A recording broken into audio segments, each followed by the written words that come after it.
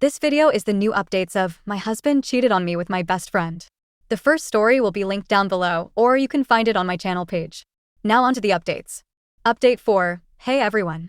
I'm still getting daily messages and comments for an update, so here's what could possibly be my final one. My dad passed away about a week after my last update. I knew it was coming, but it still feels like a gut punch.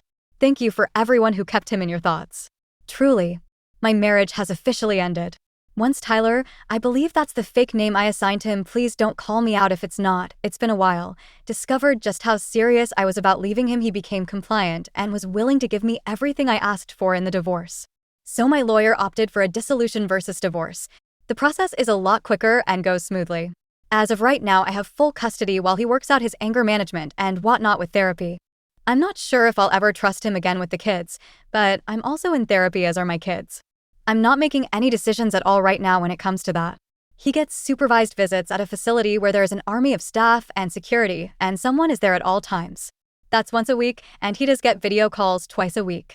The kids are adjusting pretty well. There are days when I think it affects them more, but they've suffered some big losses, so it's to be expected. I did decide to give the baby my dad's first name though. It just felt right. But the baby is doing so very well and is thriving despite the amount of stress I've had going on. I'm managing as best as I can with everything going on. I miss my dad like crazy, and I'm still trying to figure out how to exist in a world where he doesn't. The grief still is so very heavy. I'm still mourning my marriage as well. I don't regret leaving him, but it still hurts me deeply. However, I'm picking up the pieces and making my life whole without him. My mother-in-law, well, ex-mother-in-law now, I guess?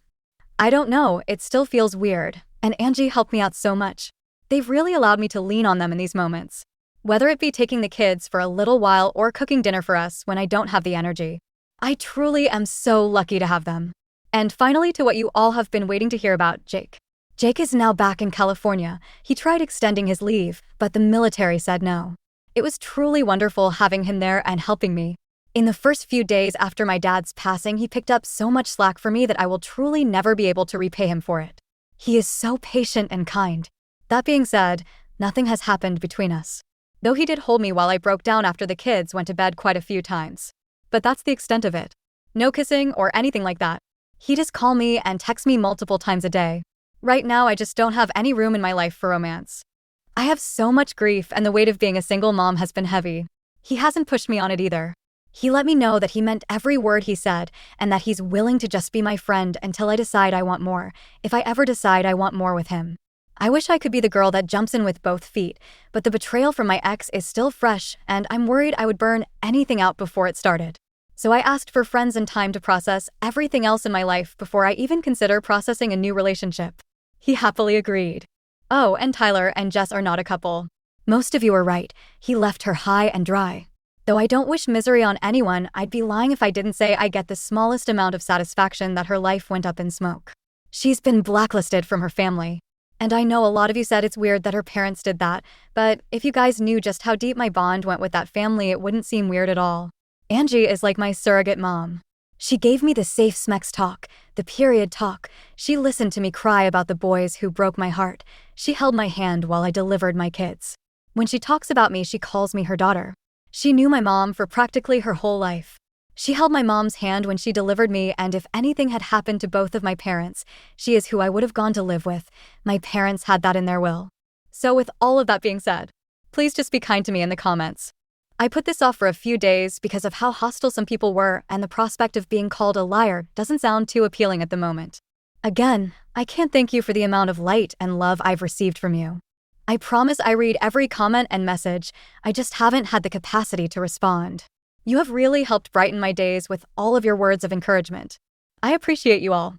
I am so lucky to have an army of internet friends. You guys are the best, love. This is it for now. I probably won't post anything else for a while. I'm still trying to find my footing, and I'm trying to get settled in a new routine before I bring a brand new baby into the world. I may come back to this, but I may not. Though I do promise I'll update if anything happens with Jake and ILOL. I know so many of you became invested. P.S. Please excuse any typos, pregnancy insomnia is kicking my butt right now. Update number 5, in comments, 1 month later from the last update. Just wanted to come back for a small update, smiley face. Baby is here. He was born slightly premature, but no NICU stay was needed. He was 5 pounds 9 ounces and 19 inches and absolutely beautiful. Angie was in the room with me when I had him while mother-in-law stayed with the other littles. My older two are obsessed with their baby brother, and it makes my heart happy. Mother-in-law and Angie are taking turns spending the night and days with me for the first 6 weeks until we get acclimated. I told them they didn't have to, but they insisted. Honestly, I'm grateful for it.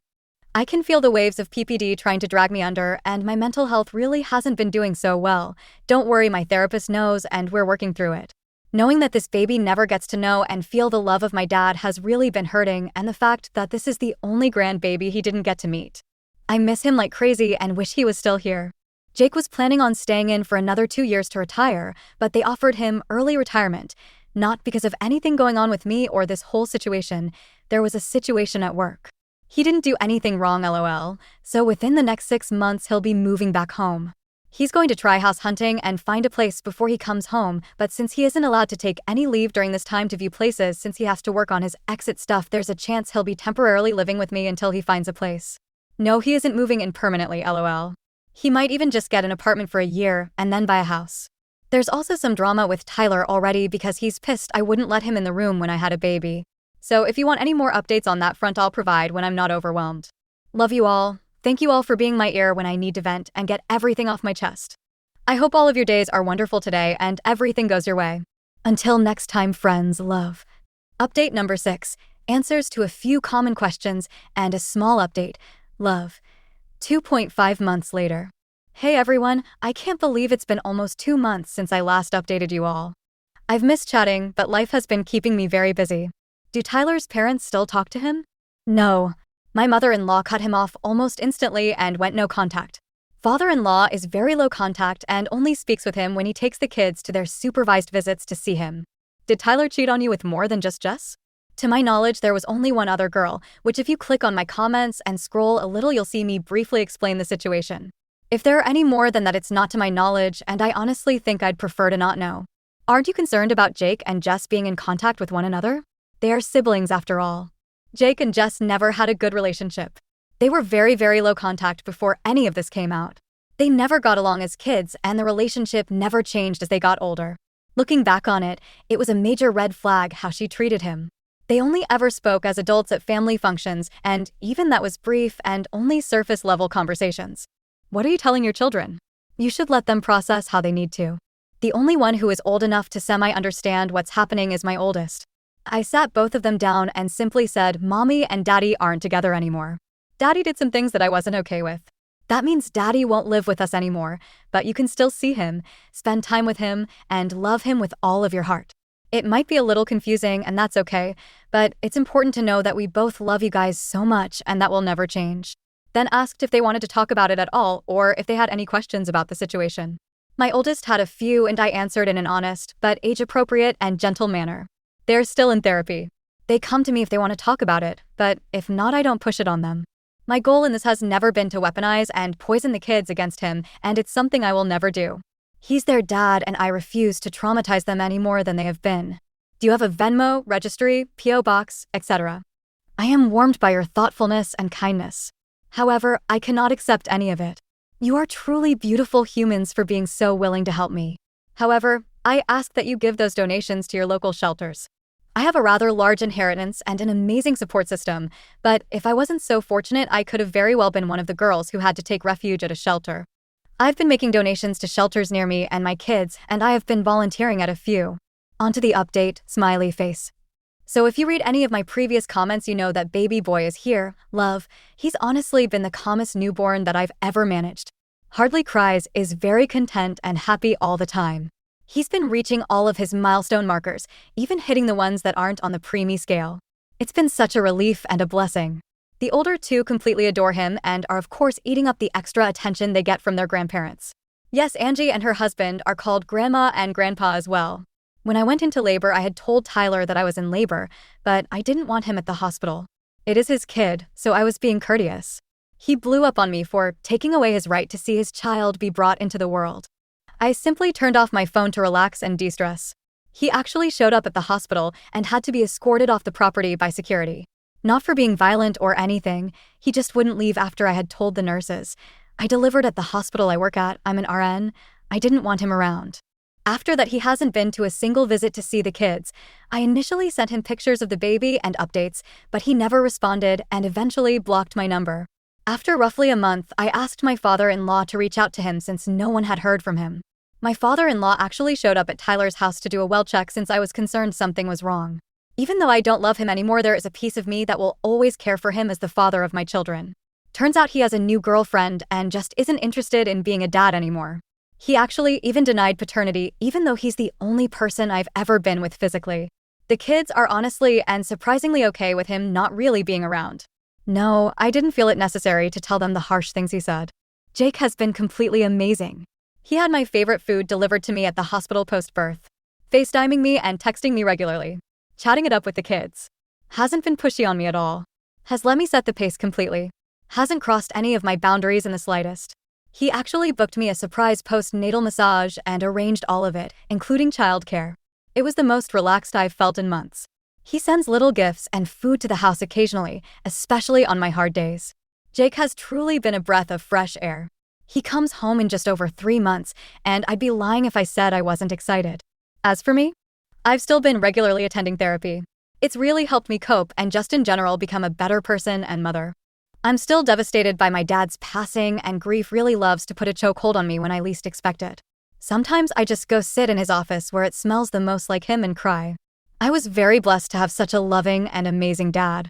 Angie and mother-in-law have truly been angels on earth. I cannot express how beyond lucky I am to have this amazing support system. Even father-in-law/Angie's husband have been insanely supportive and kind. I would be lost without their unconditional love and support. As crazy as it sounds, I'm honestly unbothered by the divorce and Tyler not being around anymore. I think I'm more relieved than anything. My heart aches for my children, but I don't know. I don't think I truly realized how long I was holding my breath and walking on eggshells in that marriage until I was in a space where I didn't have to anymore. My therapist and I really dug deep and took off the rose-colored glasses. In a weird yet awful way, I'm almost thankful I caught him cheating. I think that's why I was so calm and methodical during the leaving phase. I go back to work next week. I think I'm ready to find my new normal and get back into a routine. While my heart aches my dad isn't around to see it, I'm ready to unlock this next chapter of my life. Cheers to the chapter of healing, self-love, new beginnings, and finding peace within the chaos. Thank you for going through this journey with me, supporting me, sharing your stories with me, and just being here. Love you all, internet friends. I hope you have an amazing day. I'll update again when I can. Relevant comments. OOP on hearing anything from Jess. OOP. No one has been in contact with Jess for a few months now. She has tried to reach out to me to reconcile and push off any accountability and blames Tyler for everything. I haven't responded to a single message. She downloads texting apps to contact me since I have her number blocked. I did hear through the grapevine that her divorce proceedings didn't go her way since her ex-husband had proof of multiple affairs. She's been dragging out her divorce for a while and was separated when her affair with Tyler started.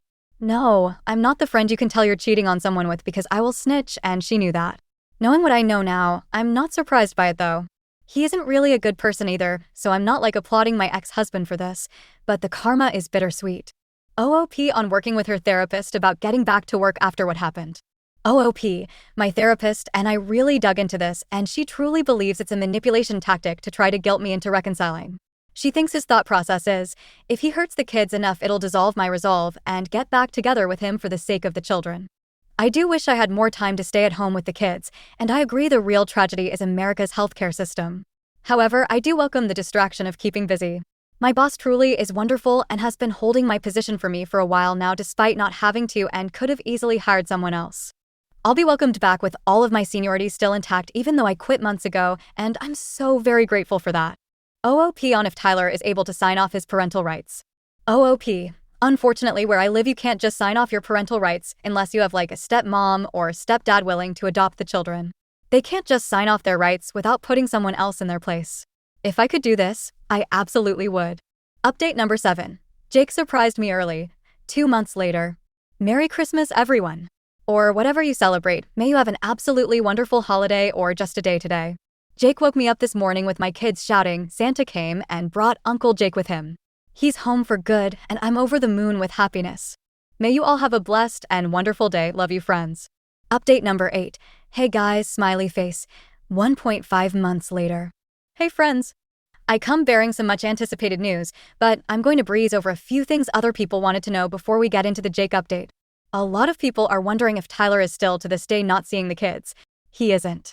He no longer responds to his dad, who was trying to be the middleman so he didn't have to communicate with me. He told his dad that his girlfriend made him choose, and he's choosing her because I wouldn't go through her to communicate with him. Mind you, I don't even know who she is. I don't even know her first name. That's how much I don't know about her. I told him if he wanted to use a third party to communicate with the kids, I would be completely okay with that, but not someone who is a stranger to me or the kids. We could use his aunt, who has remained neutral during the divorce and all of this. It wasn't good enough for him or her, I guess, so he decided to cut all contact. He didn't see the kids for Christmas or New Year. Shortly after the New Year is when he went full no contact. I'm managing the kids and working full-time as best as I can. I'm so grateful for all of the help I have. My mother-in-law and Angie take turns watching the kids while I work, as they're both retired. More often than not, I come home to a clean house, happy kids, and dinner on the stove. They truly are the biggest blessings. I'm giving a huge shout out to the single parents who do this completely on their own with no help from outsiders or the other parent, because I cannot fathom how much strength you've had to muster to do it alone.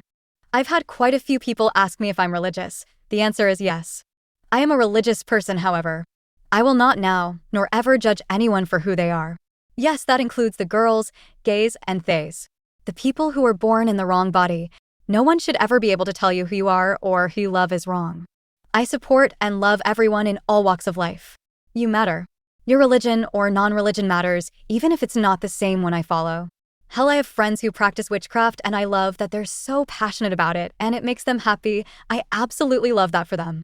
The people who are taking away women's rights or rights of the LGBT community in the name of religion make me absolutely disgusted.